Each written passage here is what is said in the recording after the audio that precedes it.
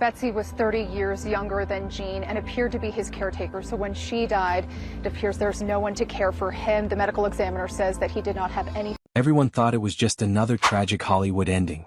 But the moment investigators touched the wall in Gene Hackman's library, the official story started to crack. Because hidden beneath that house was something no report was ever meant to mention.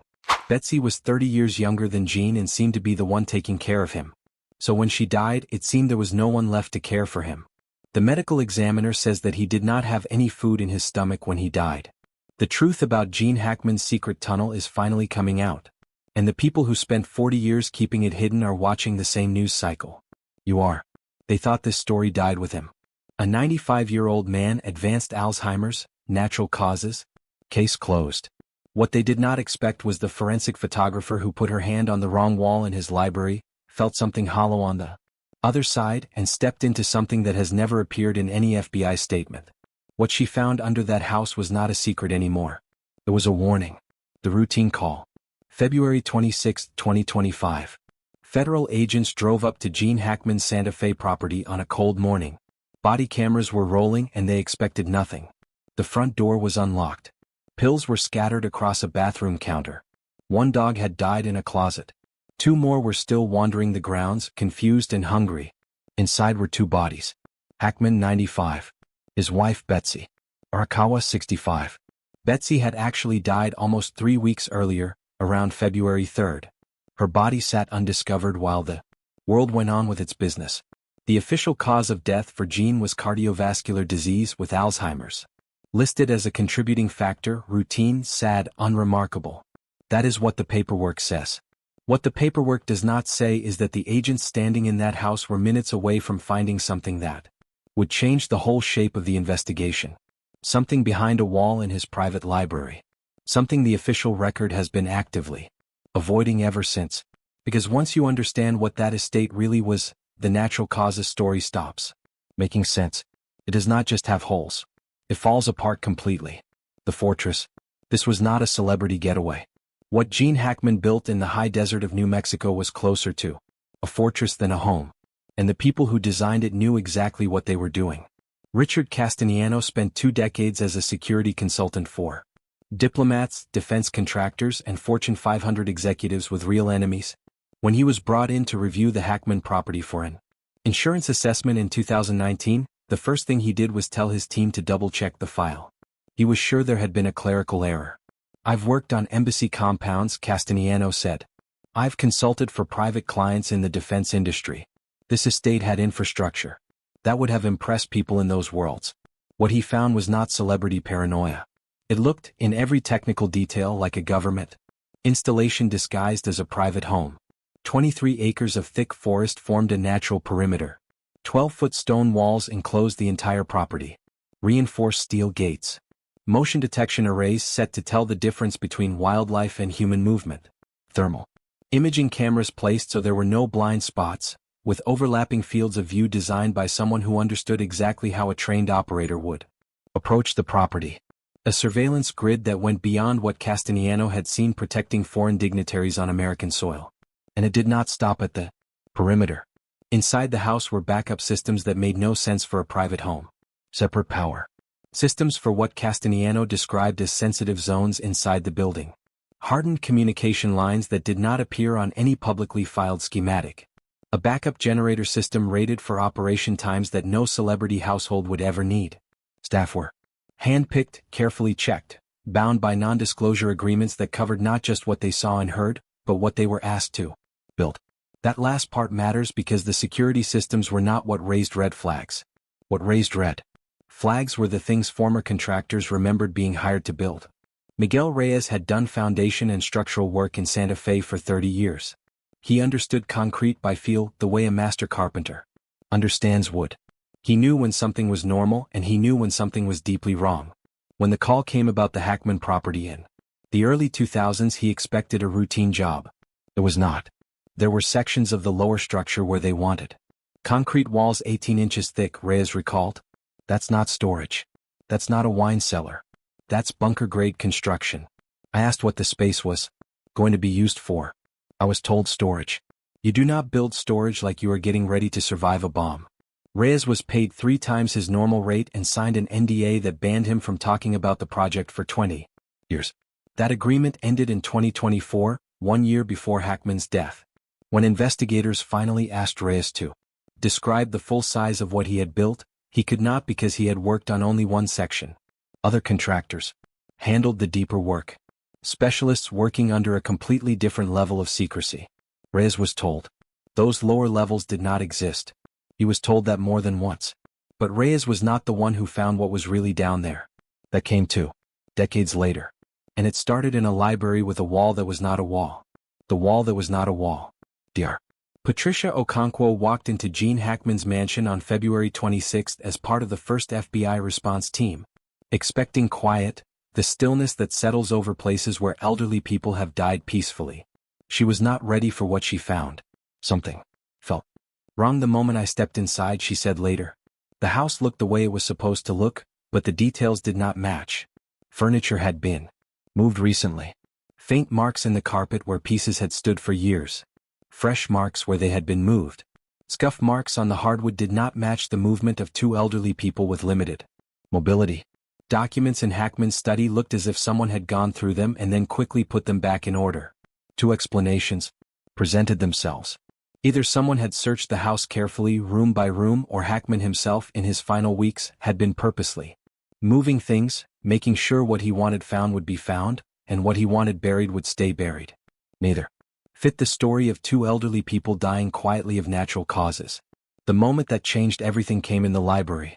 Okonkwo was running her hands across the mahogany paneling, checking for hidden compartments. Standard protocol. You do it not because you expect to find something. You do it because you cannot afford to miss it. That is when she felt it. A section of wall about 4 feet wide that sounded different when tapped. Not solid. Hollow, something behind it. The panel hid a seam so exact it would have been invisible from any normal angle. When she found the right pressure point and the wall shifted, what was waiting on the other side stopped her cold.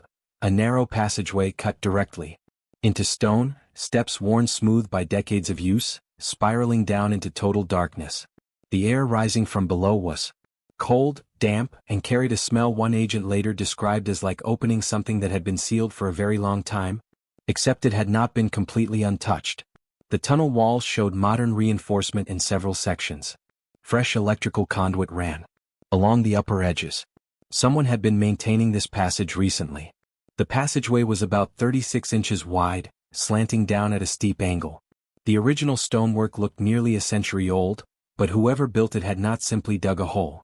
They had engineered something designed to last indefinitely. The question was what they were trying to keep sealed inside. Okonkwo stood at the top of those stairs for a full minute. She has said since then that she thought about turning around. The danger was not anything I could identify, she said. But my body was telling me something my training had no category for. She went down anyway.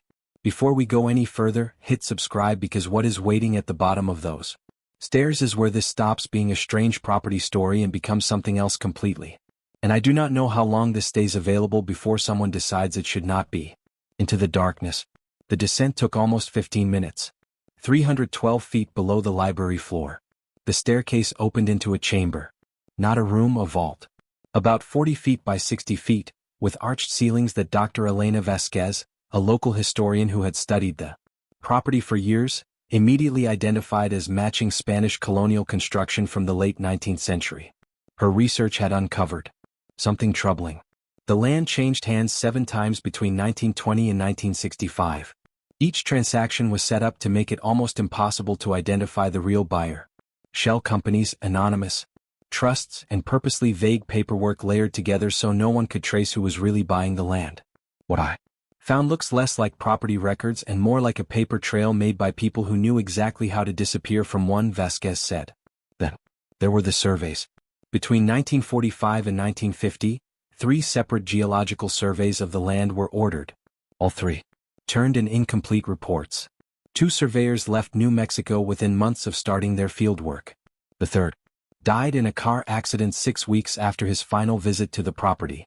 3 surveyors, 3 incomplete reports, 1 dead. Nobody had connected those details publicly until Vasquez started looking. The chamber itself was filled with artifacts. 47 wooden crates lined the walls, some still whole, others falling apart. Their contents had spilled across the stone floor. Dust covered everything in the layered way that only comes from decades of buildup. But near certain crates, the dust had been disturbed recently. Someone had been in this chamber before the FBI arrived, and it was not law enforcement. Inside one crate, agents found a leather-bound ledger dated 1947. Every page was filled with names, dates, and financial figures, all written in German. Another crate held 63 photographs, fragile and yellowed, showing men in military uniforms that did not match any known armed force from any nation. Some showed small gatherings in dimly lit rooms. Others showed places analysts still cannot identify. Several showed people whose names had been deliberately scratched away with surgical precision. Then there was one photograph that stopped the investigators completely. It showed a group of men standing in front of what looked like the entrance to this tunnel, taken sometime in the 1940s based on clothing and image quality. Two faces had been cleanly cut from the image, not blurred, not scratched, cut out, gone forever. Someone had decided those two people could never be identified. The symbols, the crates were disturbing. The photographs were worse. But when Okonkwo's flashlight swept across the far wall of the chamber, she dropped her camera. The stone surface was covered in markings, hundreds of them, dense, exact, running from floor to ceiling. In every direction. She photographed more than 300 individual symbols during the first survey. By the time she finished, her hands were shaking. In 22 years, she had never had a physical reaction to evidence. I could not look at them directly for more than 30 seconds at a time. She said there was something about the precision, the purpose behind them. Those markings made me feel, in a very specific way, like I was seeing something I was not supposed to see. Researchers studying her documentation found no agreement. Some markings looked like medieval alchemical notation, the kind of dense glyphs you would expect to see in a 16th century manuscript that historians still argue about. Others looked like technical schematics from a technological age far later than the surrounding architecture. Lines, vectors, and notations more consistent with mid-20th century engineering than anything that should have existed in a Spanish colonial vault. And a third group fit neither category. Symbols nobody could place at all. Dr. Marcus Webb was the astrophysicist they brought in to look at it. He spent 3 weeks in a secure Federal Review room in Albuquerque with the photographs spread across 2 tables, working through the patterns one section at a time. By the second week, co-workers said he had stopped going home at night. He slept on a cot in the building. When he finally walked back into the conference room to give his assessment, the people in the room remember he would not sit down. Certain configurations are consistent with astronomical charting, he said. They show real stellar positions. They would match a date about 12,000 years in the past. He paused before continuing. Or, and this is deeply unsettling, 12,000 years in the future. The mathematical relationships are not random. They show an understanding of orbital mechanics that would not have been possible in the 19th century, when this chamber was supposedly built. Whoever carved these new things they should not have known. 3 theories move among the small group of researchers who have seen the documentation. The first, the work of a wealthy eccentric, an amateur occultist with too much time and too much money. The second, an encoded message system that can be read only by someone with the right key. The third, and the one that keeps researchers awake, is that these symbols represent knowledge passed on deliberately through generations of custodians who understood something about our world that was never meant to become common. If that theory is true, everything the official record says about this estate is just a surface layer over something much older and much stranger. The last image Okonkwo photographed that night was a single stone panel at the far end of the symbol wall, lower right corner, 3 feet off the floor, a spiral carved deep, with what looked like a small human figure standing at its center. Above the figure was a line of writing she had never seen anywhere before. And beneath the figure, scratched into the rock in a hand that looked rushed, almost panicked, were 3 letters in English. 3 letters that did not belong on a wall built 100 years before they were carved. RUN. The iron door. At the far end of the vault, behind a collapsed stack of crates, agents found something that stopped everyone cold. Iron door 8 feet tall, 4 inches thick. The surface was eaten by rust, covered with grime, clearly untouched for decades. No handle, no outside mechanism a visitor could use, only a heavy corroded locking system built for one purpose: to keep what was on the other side permanently sealed. The metal itself raised questions. According to one analyst who reviewed the photographs, The alloy composition did not match anything you would expect from late 19th century New Mexico.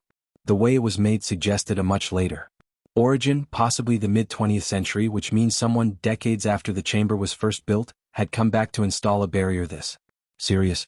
Not to keep people out of the chamber but to keep something inside the chamber from getting out.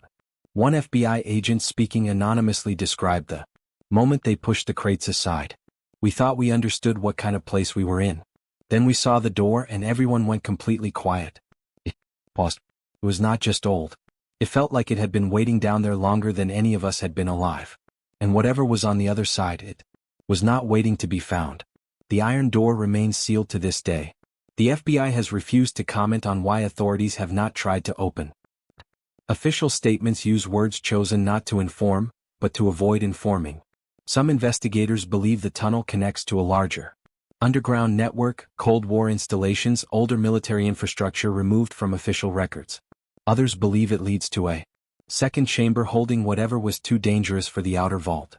A third group, the smallest, believes the door was sealed forever by people who understood exactly what they were locking away. And here is the detail that changes everything. Thermal imaging of the iron door revealed something no one expected. There is airflow on the other side.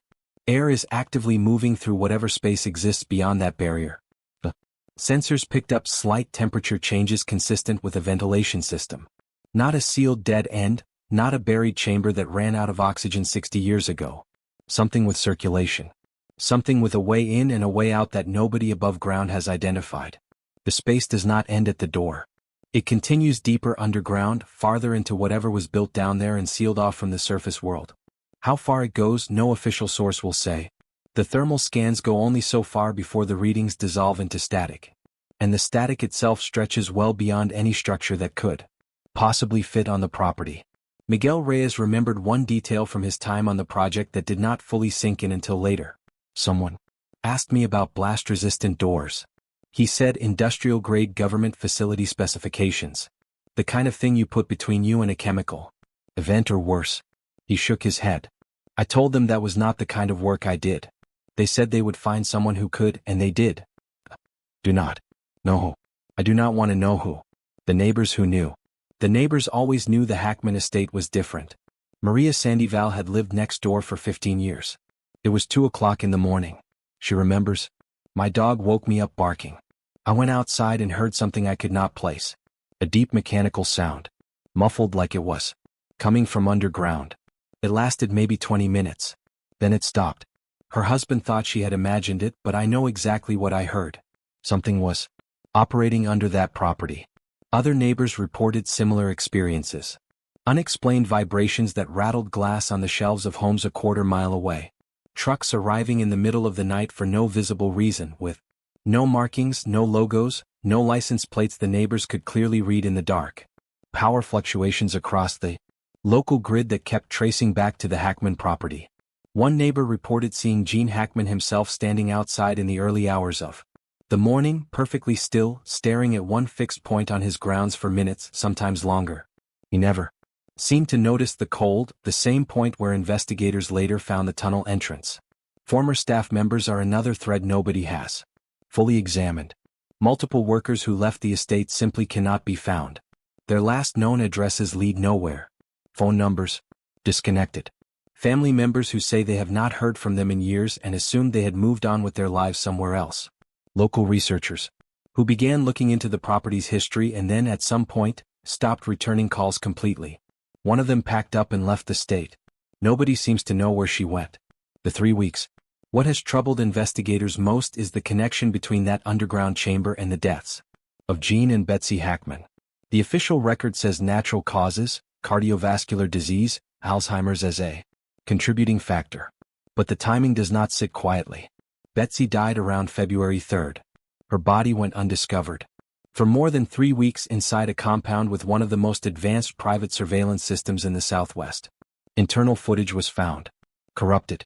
Every camera inside the house, every recording from the final 3 weeks, all of it gone or unreadable. Only outside recordings survived, showing lights moving through different rooms across those weeks, patterns shifting from place to place. The library light came on more than any other. It came on at strange hours. Someone was moving through that house, and whoever it was had a destination. Did Hackman return to the tunnel in those final weeks? Was he searching for something? Leaving something behind, sealing something, hiding something he did not want anyone to find when the inevitable knock came? Forensic evidence strongly suggests he was systematically reorganizing his personal documents, as if controlling what investigators would eventually find, as if shaping a version of his life that could be safely handed over to the official record while the real one stayed buried. Nobody has explained why the internal cameras were corrupted. Nobody has explained how Betsy's death went unnoticed for 3 weeks on a property with that level of surveillance. And nobody from any agency has answered the simplest question of all. Why was a 95-year-old man with advanced Alzheimer's the only person with access to that tunnel for the final 3 weeks of his life? Dr. Vasquez put it plainly. The tunnel predates Hackman's ownership by at least 70 years. The real question is not who built it. It is what was Gene Hackman's role? What did he know? What was he protecting? And from whom? The buyer with no name. Here is something that has not been reported anywhere. While the FBI is still processing the scene, while the 47 crates sit in federal custody, while the German ledger remains unacknowledged and the symbols remain undeciphered and the iron door remains sealed, property transfer paperwork has already been filed. The buyer is an anonymous trust registered in the Cayman Islands. No names, no public filings, a shell entity moving fast on one of the most restricted properties in the American Southwest before the official investigation has even produced a final report. They want access and they want it now. Every Freedom of Information Act request filed in connection with the property has been denied because of an ongoing investigation. But hold on to that phrase, an ongoing investigation into what exactly? 2 deaths ruled natural causes. Since when do cardiovascular disease and Alzheimer's require federal classification and blocked public records? What is it about 2 natural deaths that requires this level of institutional containment? Think about what Hackman actually built in that desert. A security system rivaling diplomatic facilities, walls, cameras, thermal sensors, staff bound to legal silence. That is not the setup of someone hiding from fame. That is the setup of someone guarding something. Investigative sources now suggest Hackman did not just stumble onto that tunnel. He knew what was beneath the property before he bought it. The purchase was deliberate. The price was reportedly well above market, paid through a structure that limited public exposure. He spent the decades that followed as exactly what the tunnel's architects needed,